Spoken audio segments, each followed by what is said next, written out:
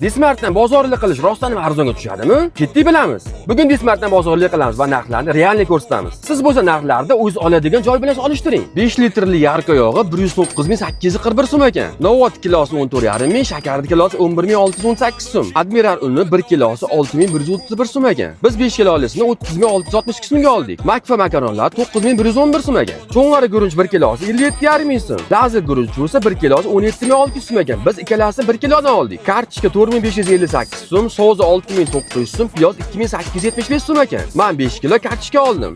Zelilar yomon qilishdi. Tutashni qarang. Tarvuzli kilosi 2968 so'm. Obidnobod qovunligi 4240 so'm ekan. Oho, sveji kiloslargacha bor ekan. 6000 so'mdan 2 ta obinon bilan 13122 so'mdan 2 ta napitka ham qo'shib oldim. Suvlarda assortimenti rosa ko'p ekan, lekin milakkola yo'q ekan. Yaxshi ham o'zim bilan olgan ekanman. Umumiy bozorda 529 mingga tushdi va 11 ming so'm xizmat haqi to'ladim. Menimcha rostdan har doimgina arzonga tushdi. Aytgancha Dismart manzili 10-avtobazardan Vadakanlarga qarab yurganda 10 qo'lda. Siz oladigan joyda bu bozorlar qanchaga tushardi? Kommentariyga yozib keting.